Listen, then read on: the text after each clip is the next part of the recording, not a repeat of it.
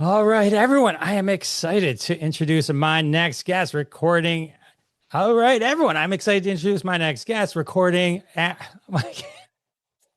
get the word Man, it's artist live. out. Can't get the It's word artist out. live. All right, here we go. We're not live. Don't worry about it. All right, everyone. I am excited to introduce my next guest recording art. Why can't I say recording artist? Just because maybe I don't qualify. Just No, say that dude no, from I American think Idol it's is like I fun. can't read my. All right, everyone. I'm excited to introduce my next guest, recording artist, actor, activist. Oh my God, so many things, so many things. Winner of Sacred Heart Talent Show, participant in Kidney Now, number two in American Idol, but number one in our hearts, Clay Aiken. Ladies and gentlemen, leader of Clay Nation, welcome to the show. Thank you for having me. That was an incredible introduction, and I hope you keep it all. I hope you keep all the takes. It's I just might really have to. important. You have to now because that's why I said it on purpose. You have to because I don't deserve all that. That's why. And your brain would just not let it happen. Well, sometimes when preparing for like these, there's so much. Like I taking it all in. I just like it's so much juggling in my brain. I got to say, I watched live season two. I'm like OG, right? Season one, all those early seasons. So recently, because I knew we were going to talk. No, I mean like every week I do. No, I did because I knew we were going to talk. I was there every week too. I in my head, I'd always remembered, like you singing Bridge Over Troubled Waters, like just how amazing it was, right? But it was a couple decades ago, so it's always been a memory, right? And so I went and I watched it. Man, it holds up 1,000%. Oh, well, good. I was Now, like, whether I could still do it, who knows? But well, you know what I mean? Like thank you. just in terms, sometimes your memories of moments in your head, and then you go and you watch. Okay, that was good. I was like, no, damn, that was. Oh, right, like movies, sometimes Christmas movies or movies from the 80s and 90s, which I loved growing up, and now watch and think, Right. Well, gosh, man, humor was so much slower back then. Well, that's good. I'm good. I'm glad that it still it was still stands the as test of as time. amazing as I remembered, I guess is what I'm Oh, saying. great. Thank you. A new single out. That's exciting. That's a banger. It's all over, so everywhere. I mean, yeah, well, first time in 18 years too, right? I knew I wanted to come back to music, and I sort of decided that I was going to get back in there, dip my toe into the water, started wanting to record some stuff, go out on the road, and collected a few songs, found some stuff that I liked quite a bit, and stuff that I absolutely love, frankly. But I wanted to make sure, I was like, if you're going to wait 18 years, the first thing has to be like absolutely kick ass. There's no excuses whatsoever. And when that one got handed to me, I mean, everything has been judged against Rewind since that song came across the disc or whatever it comes across now. And I said earlier off camera to you that I feel lucky. I hope I do it justice. But I mean, it is such a great song. It stylistically is what I like. It's the message of it, the theme of it is so perfect. I think for me me rewinding back to 2023, 23 years now. Like I said, stylistically, it kind of harkens back to that 80s, 90s vibe that I grew up on. And also, as we were looking for new songs, it's crazy to think and to remember this, but I did not have, I only had one up-tempo song in my recording career prior to stepping away. And so that was Invisible. So I'm pumped that it is not only such a great song, but it's an up-tempo song, and I get to do something fun. Well, it's amazing. Is there more coming? I mean, was this like a teaser, and then are you working on a Do whole you feel album? do you feel adequately teased? Hopefully. Yes, we've got other stuff that actually some of it was recorded before Rewind, but I was waiting for that. I think all of it's great, but like I said, for that first thing back after 18 years, I've wanted it to like hit exactly the right spot. So there's other music that's been recorded, a lot of new stuff, a lot of original stuff, which I haven't done in 18 years. A few songs that are covers that I never got a chance to do, but primarily it's new stuff, which is I think going to be it's refreshing for me. I think it'll be exciting for folks who've stuck with me for 23 years now. Well, I'm excited. I was doing a little walk today, listening to Measure of the Man, Measure of a Man album, and like getting in the mood. That album full of ballads and Invisible. Well, you love ballads, do you? You I do do love ballads a good really ballad. well. I'm not saying I don't enjoy a nice ballad. Listen, I love doing them. I'll keep doing them forever. But it was just funny that I never had connected in my brain that holy wow, wait, Invisible I did, I guess, maybe in 2010, I did an album of songs from the 50s and 60s, and I did a Frankie Valli thing here or there that had a little bit of up tempo, but everything has been a ballad until now. Now we've got the new Clay or the old Clay, who's new. I see people are using it too I think used it for this also, but like what rewind and then kind of showing a bunch of Oh, to pictures. show the photos Yeah, from the past. You know what? That has been this whole social media thing has been a lesson and a half for me because last time I released music, there was no Spotify, there was no Instagram, there was no TikTok, obviously. I think Facebook existed, but you had to be a college student in order to have it. I mean, everything about the business and the world, especially in the music business, is different now than it was before. So I'm learning social media for the first time, and feel like I'm an old dog and the new tricks are not coming as easily as they should, but I'm doing my best. And yeah, they've had me doing a few little trend things here and there. it is. It's a lot. And it's to keep up on TikTok and the Reels and YouTube Shorts. And I assume you have a little bit of a team helping you with it? I will say that I don't know if I have a team helping me with it so much as I have a team who is the expert and they are saying, stand here, do this, say this, look this way. And I just do as I'm told. Well, you're doing great. You're doing great. So it's harder than now to kind of be seen or like it's different. Is it harder? I don't know. It's very different. And in some ways it's easier, I guess, because you're doing some of it from home, right? And it's the social media aspect. Whereas back 20 years ago, you released a song and then you hit the press circuit constantly and you were, and this show and that show and doing this radio thing and going to these studios. I mean, you were constant. I was very, very, very busy. This time there's certainly more work involved, but you don't have to be as many different places. I mean, listen, COVID cured us all from ever having to leave our houses again, right? You can do everything right here by your computer. It's just different. I think it's harder for me only in that I am having to learn everything anew. Not understanding the world is frustrating at times because I'm still having to, well, I don't understand. Why you're telling me songs come out on Fridays now, not on, like everything's different. Music used to come out on Tuesdays or Mondays, and now it comes out on Friday. Everything's completely different. So I'm spending at least half of my time. I had a meeting yesterday with the social media people just so they can explain to me, okay, what is engagement and what's the difference between a share and a repost? And I mean, I feel so stupid. No, it's a lot. It's a lot. But what I meant though, the fact that everyone can be seen.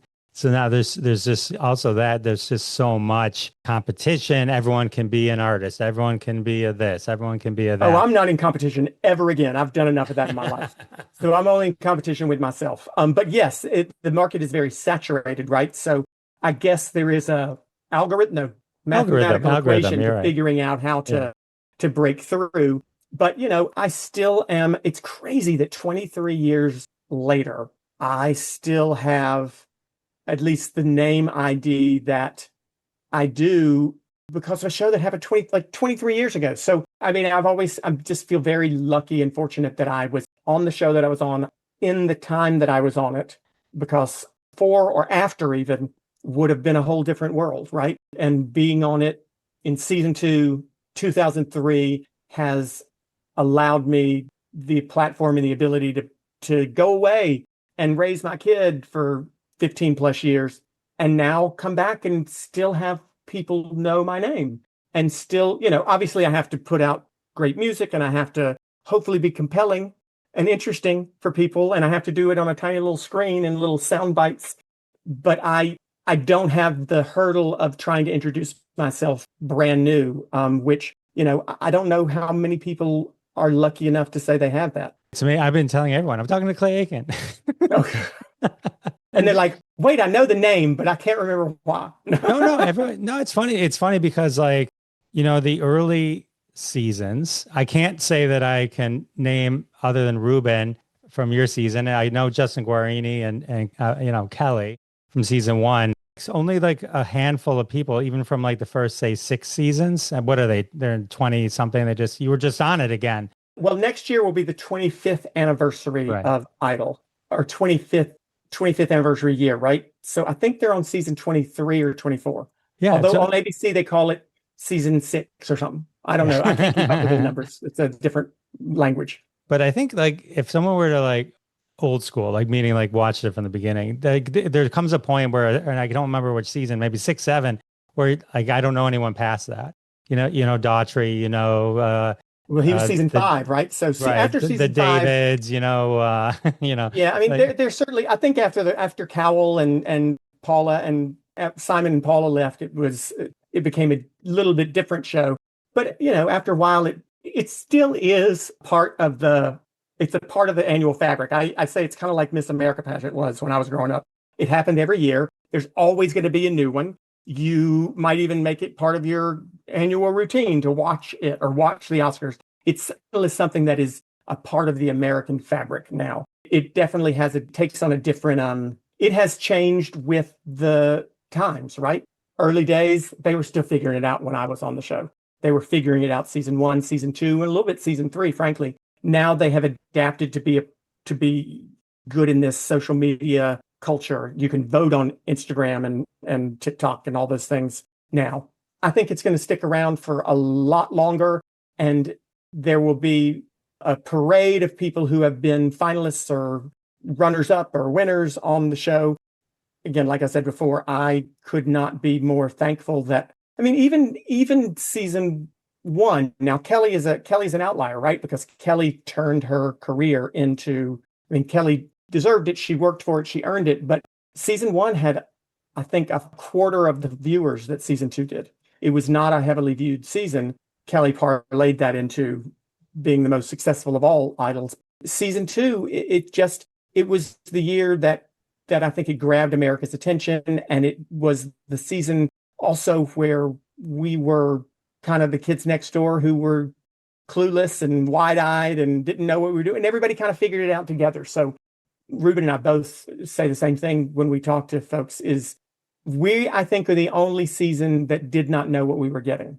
Kelly and her season 1, they obviously were naive, did not know what they were getting, but the show did healthy viewership, right? Season 3, Fantasia, Carrie Underwood, who came in season 4, they all knew what they were getting because they had seen season 2 blow up to this 40 million viewers, like ours was. We went into a show on season 2 where we didn't know what to expect because the first season had barely even ended when we auditioned. Kelly had not put an album out yet by the time we auditioned. The show had gotten just enough viewers that we had heard about it to go audition. It wasn't part of the national conversation. So we went into it kind of thinking, oh, this will be kind of fun summer experience. And it wasn't until we were off the show. I think maybe top 3 when we went back to our hometowns. Ruben says he did not realize it until the show was over. We didn't realize how big it was. We did not realize what a cultural phenomenon it was until it was over for us. So we didn't know what we were getting into and we were plopped into it. Everybody from that point on, they knew what they were signing up for.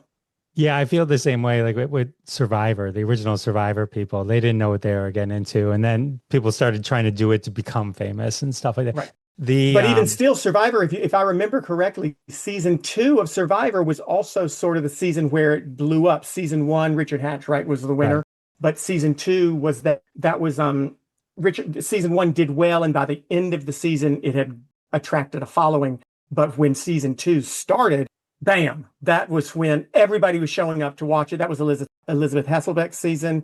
Season 2 is not a bad place to be on some of these shows because they blow up. They gain a following season 1, and then season 2 they really come in full blast. Well, it's funny because when I was doing some research, and you mentioned this, your season had like 70% more viewers than it just blew away season 1. And I saw an interview where you were talking with Kelly Clarkson, and you guys had toured together. Right. And she said, oh, nobody even knew who I was. Or she said something to that effect.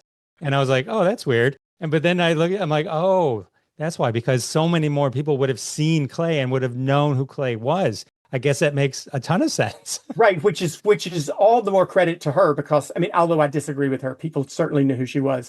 Our tour, we toured together.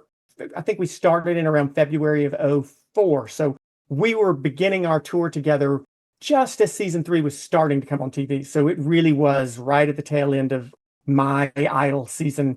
there was a larger audience from season one, and it was fresher for those folks.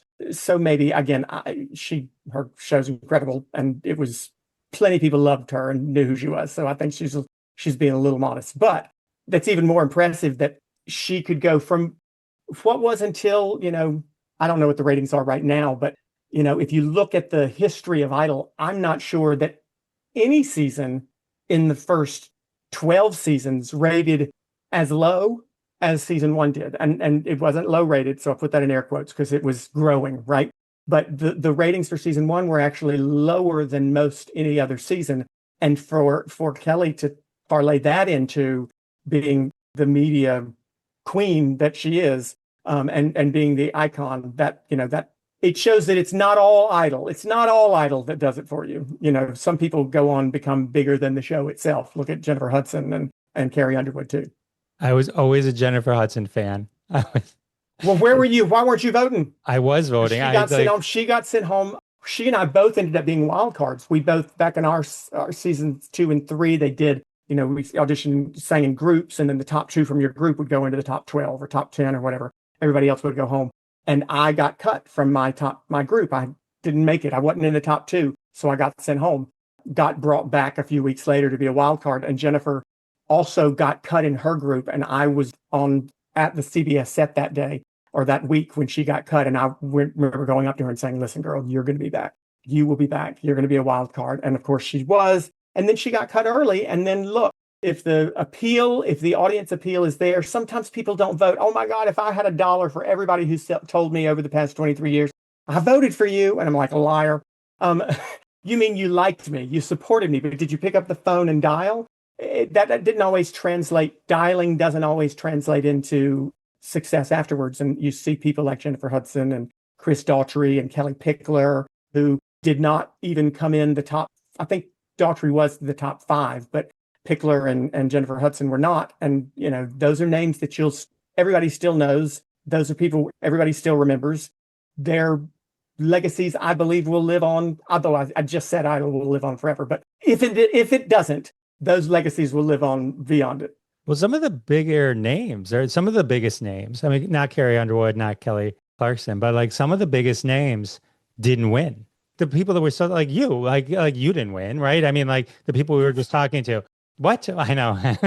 Hey, at least I got it right? Your face on Kelly Clarkson's show was hilarious when she thought you won. No, but I'm saying, maybe there's sometimes I think there's a benefit to like just being the favorite, not winning, and then just go doing your thing.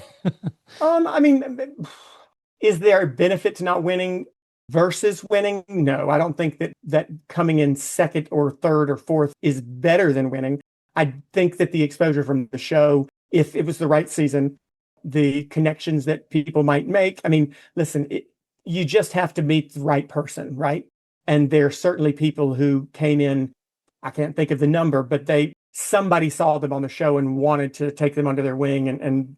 And that happens every year. I have no doubt. I mean, look, there's some people who didn't even make it to the TV show part, right? Benson Boone dropped out before that, and look where he is now. So I think a lot of it is making the connection. Sometimes I think it's just getting off your couch. I mean, taking the step to go audition in the first place, taking the step to kind of put yourself in that place of vulnerability to audition for something that you might get cut from, gives people, even if they don't make it, a self-esteem boost. I think that maybe for those of us who didn't win, I don't know. I mean, I don't think there's a lowered expectation, certainly not after season 2, but maybe some of the pressure is off. I don't know. I guess I'm pulling things out of my butt here to try to make your theory correct. But I don't know if it's better to not win than it is to win. But the exposure that someone can get from that show, at least could get many years ago, has a power that transcends the title. Well, I guess what I'm saying, like, you didn't take first place, but you won. I mean, clearly. I mean, people still know who you are, right? And Ruben did too, and people who came in, Jennifer Hudson did too. Any of us who got that opportunity won. I mean, even those folks who came in 6th and then went home and decided not to pursue a music career. I mean, everybody win. We win every day if we choose to see it that way. And so, yes, I won in that regard.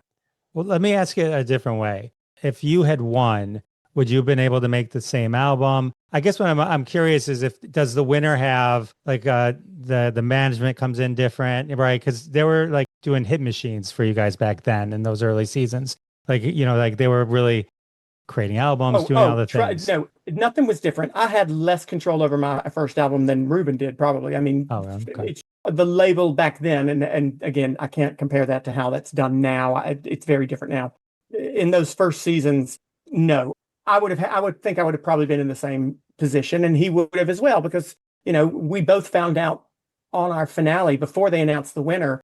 Simon Cowell announced to everyone that we found out on stage when the world did that we were both being signed to a record deal after the show. I mean, at that point, hell, I didn't care if I won or not. But I mean, we both knew that we had a career of some sorts ahead of us. But honestly, first place, second place, third, fifth, ninth, if you don't go out and work it, it doesn't work, right? Nothing gets handed, even though you get that first album was made, was a deal that was done. You have to go out and do the work afterwards. You have to go out and do the work and the business and the dirty stuff afterwards to make sure the second album is good or it's something you're proud of and you like. So anybody who comes off of that show or any other show who has the what's the word? Gumption? No. Fortitude? Maybe. Tenacity? Tenacity! That's it. Tenacity to really put forth the effort. It's the connections you make. It's the people you meet. That 18 weeks on Idol was the best boot camp for the entertainment business anybody could get.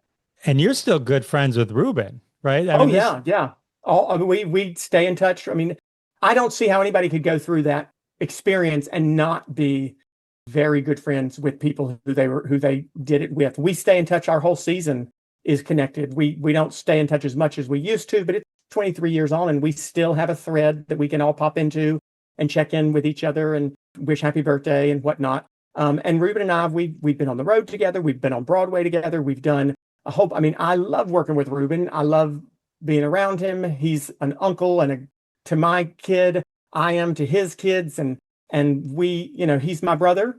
And we were surprised years ago to learn that we were sort of rare. I know David Cook and David Archuleta are very close from their number one and number two from their season. But outside of David, the two Davids, Cook and Archuleta, and Ruben and I, we were surprised to find that most folks had not stayed in touch, because to us, it's just sort of a no-brainer that you would be everything in my life. I'm pushing towards 50 now, and everything is pre-Idol or post-Idol still, right?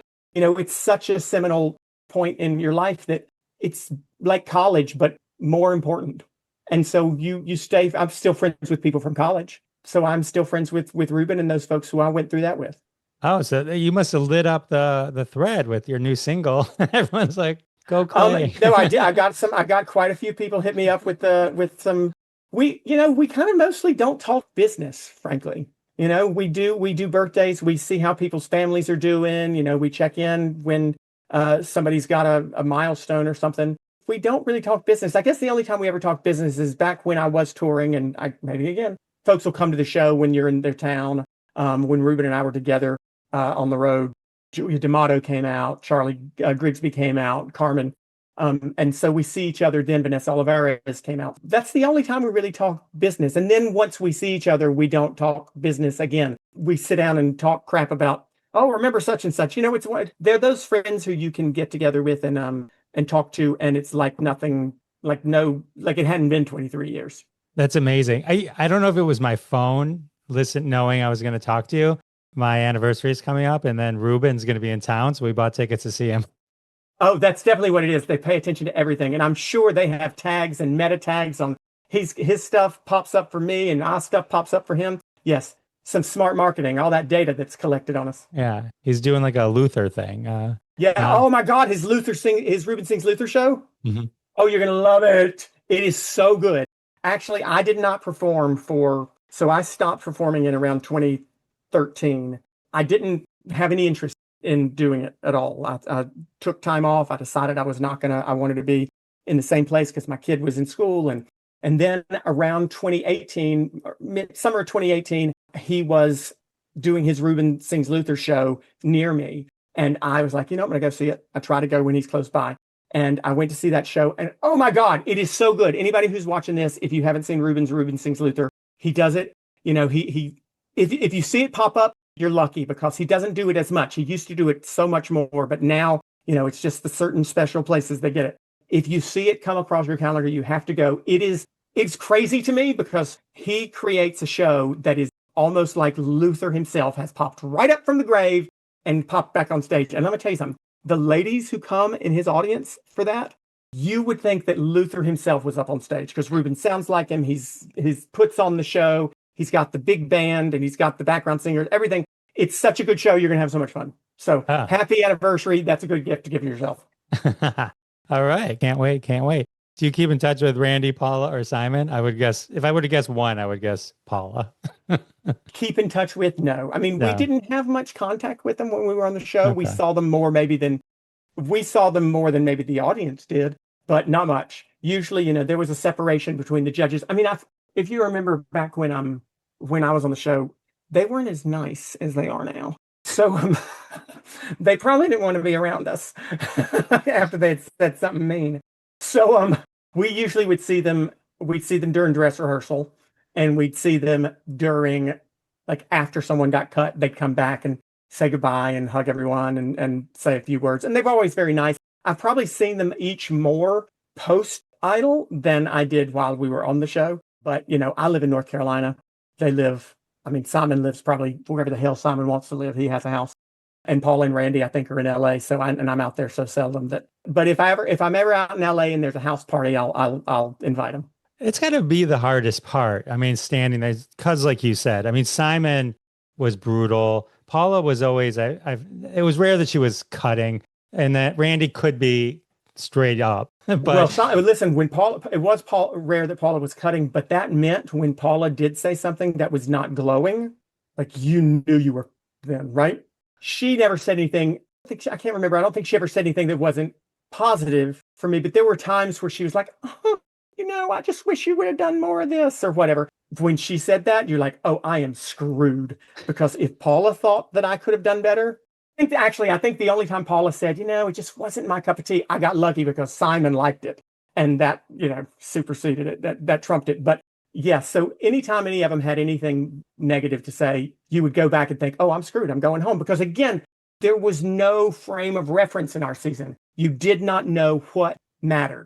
Now I think we probably see the judges' critiques may not matter as much because they're not as critical. And I think maybe in later seasons, we realized, it's seasons 3, 4, 5, 6, etc. We realized that Simon's critiques sometimes matter, but sometimes didn't at all. He could be nasty to somebody and just completely dislike them, Sanjaya Malakar, and that person would stay forever, right? But on our season, we had no idea what was going to be the death knell that sent us home. Did it help? I mean, did it help to get this type? I mean, imagine the sound bites today with social media, Simon cutting into somebody. I mean, that would have been like all over like a TikTok. Well, I don't think it would be allowed now, which I think is a shame sometimes because, yes, it did help. Now, I mean, he said some things that were just straight up mean for the sake of being mean, or for the sake of good TV, I guess, back then in the early 2000s. That's what we loved on TV. But yeah, I mean, I think I grew. I think I remembered, and I think he even said something to me at one point during the season, if I remember correctly, about how I would take the critiques that they gave and try to do better. I question and wonder sometimes how on any of these shows that you see people on competing on The Voice or any of these shows, how you can improve if on week one you're already a star, right? I was not a star on week one. I didn't look like one. I didn't smell like one. I didn't sound like nothing. So it gave us room to grow. And I think that was something that made it compelling for audiences to stick with, right? And so, yeah, I tried to take anything that I could take from a criticism. Listen, I didn't like that song choice. I don't know what the hell to do with that. Y'all told us what group of songs we had to pick from. So I couldn't do much with that. But if it was, you know, you aren't moving enough or you're moving too much or you're winking or whatever, I would do my best to try to, okay, don't do that next week. So I was looking at your YouTube. You're a big fan of pop-up video like I am. You have like some of the clips. That's the social media team. Yeah. Okay. Doing their good business. Yes. There was a couple interesting ones. One about to go back to Bridge Over Troubled Waters was they didn't expect you to sing that version. Like you brought to the table that arrangement. Can you talk about that for a sec? We chose our songs every week. Not only did we choose our songs, but they weren't even allowed to, the producers weren't even allowed to kind of hint towards a song, or even make a face if they liked or disliked the song. It was very much in our hands until the top three. The judges chose a song for us. The producers chose a song for us, and then we got to choose one. And then on the finale week, Ruben and I's finale was the only week that we got to choose none. We were given a song by the label, which was going to be Flying Without Wings for him, This Is the Night for Me, which was my first song. Clive Davis chose those for us. It was a big deal that week that we got to sing a Beatles song from the Beatles catalog because they were cleared, which was like crazy. So we each sang a Beatles song. And then the producers chose a song for each of us. I don't even know what their parameters were. What was Ruben's? Ruben sang Cher's A House Is Not a Home. And they gave me Bridge Over Troubled Water. And I don't remember anything other than when we would choose a song each week, we got to decide how we produced it, so to speak, how we arranged it. And we'd go in with the vocal coach and whatnot. I got picked on too much for singing too many ballads. So I went in, which is weird because I sang a ballad, a ballad, up tempo. Every week I alternated. So I don't know what the hell they were talking about. But the week of Billy Joel week, I sang Tell Her About It. Tell her about it. Tell her. And I thought, it'll be funny for me to start this as a ballad. So I started it as a ballad, and then I jumped into the up-tempo song. So we got to choose that part every week. When I was given Bridge Over Troubled Water, I only knew one way of it. I only knew one version of it. I didn't really know the Simon and Garfunkel version. I knew the version that we had sung in my 9th grade choir class, and I liked it. And it had sort of that gospel feel to it. It had a choir behind it. And so I called my 9th grade choir teacher and said, listen, I need to sing Bridge Over Troubled Water. Can you dig up that sheet music? Can you send it? And she did. She sent it over that day, and they arranged it in that way. They did not. Frankly, I don't remember because I'm getting old. I don't think either one of us, Ruben had a choir for Flying Without Wings, and I had a choir for Bridge Over Troubled Water. I don't think there was initially going to be a choir with either one of us for our songs. But once I had kind of asked to do Bridge Over Troubled Water with this big gospel choir thing, they were like, hey, well, let's give him a gospel choir. And we need to give Ruben one too, because everything needs to be fair. So he got one for Flying Without Wings. The Tell Her About It was great. I loved it. It was a good spin on it, the opening it like a ballad. And then I think it was that the musical director who helped us arrange every week, who made fun of me that week when I came in and said, I'm going to do Tell Her About It. And he said, oh, you're going to do it as a ballad? Listen, boy. And I was like, as a matter of fact, I think I am. I liked good. The Barry Gibb stuff was good. You saying all that really good too. To Love Somebody in Greece. That was the Greece week. Yes. Yeah. That was the only week I sang something that somebody else on the show also sang. Josh Grayson and I both sang To Love Somebody. And a few weeks prior, we had both, like disco week. What the hell am I going to do for disco? Come on. So I wanted to sing Kool and the Gang Celebration. And he took it. So I was like, well, I won't take it. And then I think a few weeks later, I grabbed a song that he wanted. So he backed off. And then that week, we both wanted the same song. And both of us said, nope, I already gave up once. I'm going to sing it. And we both sang it anyway. They didn't care. They were okay with that. They did not care. He got sent home, but they didn't care. He did a very different arrangement. He did a more of a country kind of rock arrangement, like Josh was very good at, and I did a Mary Michael Bolton-y kind of thing. But I think at that point you're in the top 4 at that point, and so I don't think that they might have cared. They might have tried to steer us away from choosing the same song in earlier years. But when you're in the top 4, I mean, like, we're down to the wire now. I want my damn song. That's the song I want. If you want to sing a Michael Bolton song the same week I sing a Michael Bolton song, you go and do it. I would not have tried to sing a Garth Brooks song the same week he sang a Garth Brooks song. I can tell you that. So if he wants to do Michael Bolton when I do it, more power to you, buddy. Oh, man. The pop-up video is funny, by the way, because there's a funny joke in the Grease one where you're wearing that red jacket. And it says they still wear the red jacket, but now it's mostly his mom that wears it. No, that's true. It's not even a joke. It is because we got a certain amount of money every week to shop, to go buy clothes. And we would go out with a stylist. It's the only time we were out of that let out of the house. So we would get to go out with a stylist every week, and we'd go to the Beverly Center in Beverly Hills to go shopping. And I did not realize how much we got as our budget every week until I was back on the finale a few weeks ago, and the stylist was there and he said, "Oh no, y'all only got X amount." And I thought, that shocked me that we got so little. But I had been a little bit more conservative with mine, so I had some that I had not spent. And I don't know why there was a salesperson. People just kind of talked me into getting that red jacket, and so I got the red jacket, and it was not my best look, but my mother loved it. She still has it. I don't think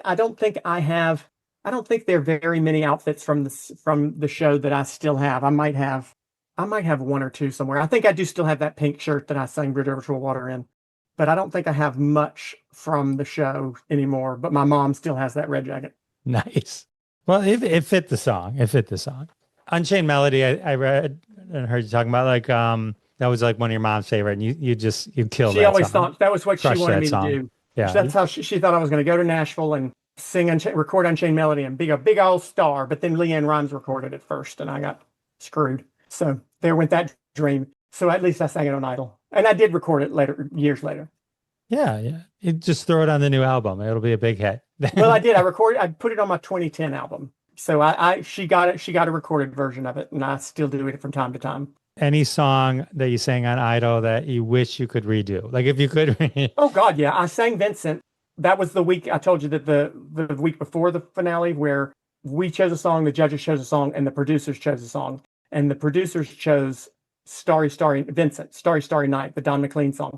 And I didn't really know it. And we had gone home to our hometowns that week. And so we were actually doing our practice and cutting up our songs over the phone while we were in Raleigh. And over the phone, back when cell service required the antenna to be pulled up, right? So it was not the easiest week to learn songs. So I ended up cutting that song down very, very short. And the producers didn't like it, so they made me add more to it at the last minute. And I, like an hour and a half before the live show, they made me add an extra verse to it. And I didn't remember it on the live show. I think I faked my way through it, but I don't know if I'd redo it. I think I'd just do a different song in general. Fair enough. I mean, the final vote, again, like we talked about winning, even though you didn't come in first. And it was like, I mean, because you came back, you were brought back with the wild card and then voted in. So, I mean, there was so many blessings. And I got cut. The first audition I did was in Charlotte, and I didn't make it through. I got cut and I had to audition again. So it's such a great story. I mean, like, and here we are, right? So another. Right. 23 years later, who'd have thunk? Who'd have thunk? So, all right. So now you're a superstar, right? Like, everyone in the world knows. So season 2 ends, and like, you can't probably walk through a mall, right? I mean, right. I mean, life changes. You got to do some really cool along the way pop culture stuff. I kind of teased some in the intro, but like, you were on one of the best episodes of Scrubs. Oh, it was their only four camera episode, right? Yeah, that was the episode where Scrubs person. Yeah. Oh yeah, yes. We've been rewatching it, and because when they brought it back, we started rewatching the original series, and so yours came up not too long ago, and so it's like it's such a good, because you think you're watching a sitcom, and then you go, no, this is a sitcom, and they turn it into a 4K, and then it was one of those funny things is, well, you work in the cafeteria and they got to fire you. Kenny, yes, right. Kenny, yeah. And then you sing on the show. You get to sing and you win the talent show. Did I win? No, I don't think I won. No, I think you won. Did well, you win? So if you go watch it again, if I'm listen, it's been a long time and I haven't watched it again, but I feel like I win in the 4-camera version. Yeah. But then when they realize that the 4 cameras aren't real and that's just a make believe, I actually lose. Yeah, you got fired. But in the sitcom version, and when it went funny, where everything works out perfectly in the end. Right. And then, but that was cool. And then one of my other favorite shows, 30 Rock. Yes, I loved that show. You know what's horrible is it's one of my favorite shows ever, and I had not watched it prior to going on it. They asked me to come on it. I went on it, did the show, and then thought, oh, well, maybe I should go. And I think actually I went on it, taped it, and during lunch break, at some point that week, every week while they were eating lunch, they would air the previous week's episode that they had just finished editing. So everybody who was on the crew and the cast got to watch the previous episode together for the first time. And that was the first time I'd ever seen an episode. And I thought, oh my God, this is the funniest shit I've ever seen in my life. And so it became one of my favorite by far my favorite shows. Easily. I can still watch that in the background all day. It's some of the best writing and delivery of any show. Yes. Any show. And then you were in one of my favorite, I do mean it when I say favorite, movie franchises. You were in Sharknado 5. Oh my God. That's right. I did do that. I did that to keep my health insurance. That was during those years where I wasn't performing, but I needed to keep my SAG health insurance. So I was like, you know what? Give me a gig once a year so I can keep my health insurance, and that's all. I forgot I did that. Yes. Oh God, which is ironic because I got made fun of for my English accent, and I used to be very good at a British accent. I did Spamalot on Broadway, so I was actually quite good at doing a British accent. But I remember vaguely watching a little bit of myself in Sharknado and thinking, oh, that is awful. Well, I think in Sharknado, it would be okay for it to be awful. Expected to be awful, right? Yeah. They must have liked you because usually like a cameo is like, they go, by the time you realize, oh, that's Clay Aiken, you get eaten by a shark. I thought, well, they never showed me getting eaten by a shark, so I guess I could still come back. You could still be alive. They do a Sharknado 7. I think you're back. And I feel like the shark has sailed. Yeah, probably. And then you were with Samantha Fox. Right. I love Samantha Fox when I was in high school. I feel bad. I didn't know who that was. And then you were on The Office, and then The Masked Singer with Ruben. Oh, right. Yeah. The Office is the one that gets me street cred with my kid, because that's still very popular with teenagers now. So every once in a while, I'll get somebody will be like, oh my God, you're on The Office. And I'm like, oh, that's right, I am. And then, yes, Masked Singer, that was a fun experience. That was kind of cool because, that's a show that is it's not only unique and different for the audience, but it's rare that you do anything as a performer and entertainer whether it's press, everything's essentially the same, right? You sing on one TV show, you sing on them all, right? But that's one that I think they get so many people to sign up for and agree to do it because it is such an interesting experience. The way that they produce that show, the way they keep everything hidden, the way that it's really impressive. And unfortunately, you don't get to keep the costumes. I would have done it just to keep the costumes, but they don't let anybody keep them. The beats probably later will become the arugulas they melt them down to become something else. Yeah. So, and then how was it like performing on Saturday Night Live? Remember way back when? Oh my God, yes. I'm bringing back all the memories. 2004. I forgot. Megan I did that in the middle of that tour with Kelly. She had to go do something that was not a part of the tour. She had to go do another gig and so I was going to be off for a week, and they got lucky and they booked me on Saturday Night Live. I honestly can't remember. You sang Invisible? Well, I sang Invisible and I sang The Way, I think, but I cannot. So much happened in those early years that I was like drinking from a fire hose. I mean, I do remember doing it, but I'm trying to think of a fun story from it, and I can't quite. I mean, it was fun. I mean, it is. Oh, no, I do remember. So I don't drink. I never have. I don't have anything against it. I just don't like it. And it's very, very, very rare that I will.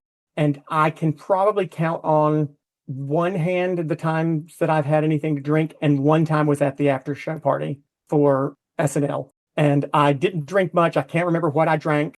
It was probably something that was nasty, and I just gulped it down to get it over with. And I remember going over and seeing Lorne Michaels and being petrified that he thought I was drunk. I remember embarrassing myself a little bit in front of Lorne Michaels, but he probably doesn't even remember that. Oh, I'm sure whatever you did. He does. I'm sure he's had plenty more ridiculous things happen to him than my nerdy ass maybe being slightly buzzed. You mentioned Spamalot. Were you in it with Hannah Waddingham? I was. We both made our Broadway debut on the same day. Yeah. We started together, and I finished, and then she finished a month or so after me. But we've stayed in touch for all through the years. We did some performances together for Broadway Cares. And I like to tell people I knew how incredible she was before the rest of the world did, because she is just one of the funniest people on the planet. And everything you see on camera when you see her do an interview is exactly how she is. Very down to earth, very real. I feel lucky that I got to know her before she, became a future Dame. I have no doubt she will be Dame Hannah Waddingham one day. I have no doubts. And then you were on The Apprentice. That was... I was on The Apprentice. Now, speaking of things that I blocked out, Yes, I was on The Apprentice. No, I don't. I enjoyed my time on The Apprentice. I really did. I like the people who I got to hang out with, Arsenio Hall and Aubrey O'Day and Lisa Lampanelli. And it was, I like structure. I like having a project to do every day. I like having a job. And that job and that show gave me a project every day. And I think that was, I mean, I wouldn't do it again, but it was enjoyable because of the structure and the routine and the fact that you were somewhat, now we weren't protected because obviously you could be made to look a fool. But I feel like on all those shows, if you don't make yourself look like a fool, they're not going to make you look like a fool. So I enjoyed the process. Yeah, politics aside, back in the day, that was a fun show to watch. That was it must have. I mean, right? I mean, like it was just I mean, fun. it's creative. It was, what else is there that's similar to it? There's not really anything that's similar to it, but I mean, it gave you a chance to kind of show a different side of yourself and be creative and, show some acumen. And I think I kind of like the fact that everyone assumes that I'm kind of this young, stupid kid. And so I had low expectations going in, and I was able to kind of fly under the radar and, well, come in second. Never mind. I didn't win that either. I came in second on it too. But nevertheless, I got a long way. You were amazing at coming in second. I am America's number one, number two. Well, Lou Ferrigno, the Hulk, was on that. He was such a lovely guy. Lovely guy. I do stand up. I worked with Lisa. I opened for Lisa Lampanelli once for an entire weekend. Amazing. I've never been like so amazed by someone doing stand up. I don't know if you've ever seen her actually do stand up. Oh, of course. Well, of course I've seen her. I don't think she doesn't do that type of stand up anymore. But what I love about Lisa is that when she was doing like the stand up that she was doing back then, she played a character and she played it beautifully and brilliantly. And she was able to leave it on stage and come off. I mean, people I think might realize now, but didn't realize back then, that she's just she's whip smart, and just a really selfless, good person. And you wouldn't see that you wouldn't think that if you watch her stand up or watch her roasting stuff. But she played that character that she played on stage when she was roasting someone or just ripping someone a new soul. She played it perfectly. And I think that's what made her so successful, is that she really is sort of that, I wouldn't call her a housewife, right? But she is that sweet lady who gets up on stage wearing her little 50s house dresses and then has a mouth of 10 sailors. Oh, yeah. Yeah. She was like the queen of mean. She was like a Don Rickles. She was the bitch of mean. She wasn't she was just mean all the way around. Oh, like in the style of Don Rickles She made Don Rickles blush. You know damn well she did. The amazing thing about her was like she'd, go for an hour, right, or so. And it's the same 300 jokes or whatever every show, roughly, in a different order. Oh, because she would just grab them. When she saw someone, she would just attack. Yeah, I mean, she would attack. Which is, you know what? It was one of those things where you wanted to be berated by Lisa Lampanelli. Oh yeah, 100%. You wanted to be the black guy or whoever she considered the gay guy, or the gay guy, or the Jew, or like whoever it was.